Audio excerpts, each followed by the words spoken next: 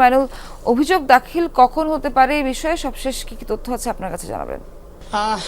জুলাই অভ্যুত্থানের ইতিমধ্যে কেটে গেছে প্রায় 9 মাস এবং 9 মাস পর আজ কিন্তু যে জুলাই গণহত্যার যে মূল আসামি বলা যায় সেই মূল আসামি শেখ হাসিনা, সাবেক স্বরাষ্ট্রমন্ত্রী আসাদুজ্জামান খান কামাল এবং জুলাই অভ্যুত্থানকালীন পুলিশের সাবেক আইজিপি চৌধুরী আবদুল্লাহ মামুনের বিরুদ্ধে কিন্তু তদন্ত প্রতিবেদন আজ ট্রাইব্যুনালের যে প্রসিকিউশন টিম রয়েছে তাদের কাছে কিন্তু তদন্ত সংস্থার জমা দেওয়ার কথা রয়েছে এবং আশা করা যায় যে 12টার মধ্যেই এই তদন্ত প্রতিবেদন ট্রাইব্যুনালের যে প্রসিকিউশন টিম তাদের কাছে জমা হয়ে যাবে এবং এরপর 1টার দিকে ট্রাইব্যুনালের যে চিফ প্রসিকিউটর তিনি আমাদেরকে ঘটনার ব্যাপারে বিস্তারিত জানাবেন এবং আমরা গত আরেকটি কিন্তু তদন্ত প্রতিবেদন জমা দেওয়া হয়েছিল কয়েকদিন আগে, তখন কিন্তু ট্রাইব্যুনালের যে চিফ প্রসিকিউটর তিনি কিন্তু আমাদের জানিয়েছেন যে খুব দ্রুতই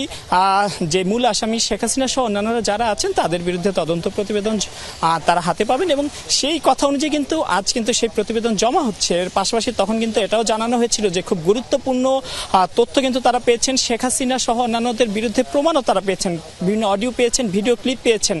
নির্দেশ দেওয়ার মতো অডিও তারা পেয়েছেন, তখন কিন্তু জানিয়েছিলেন এবং আজ কিন্তু সবকিছু তদন্ত শেষে একটি তদন্ত প্রতিবেদন কিন্তু আসছে প্রসিকিউশন টিমের হাতে এবং সেই প্রসিকিউশন টিম কিন্তু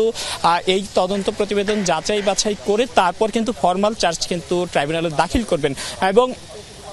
এখন পর্যন্ত যদি আমি বলি যে যে 3 জনের বিরুদ্ধে আজ দেওয়া হচ্ছে, এই 3 জনের ছাড়াও কিন্তু আরো বেশ কয়েকজন আসামি রয়েছেন, তাদের বিরুদ্ধেও কিন্তু খুব দ্রুত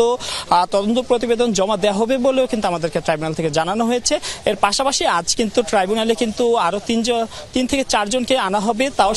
তারা হচ্ছেন শাপলা চত্বরে যে গণহত্যা সেই গণহত্যা মামলার আসামি এবং তাদেরকে হয়তো কিছুক্ষণের মধ্যে আনা হবে, তখন আমরা আপনার মাধ্যমে আবার দর্শকদের জানিয়ে দেব। এই ছিল ট্রাইব্যুনাল থেকে আমার কাছে সর্বশেষ। মাইনুল মারুফ, অসংখ্য ধন্যবাদ আপনাকে।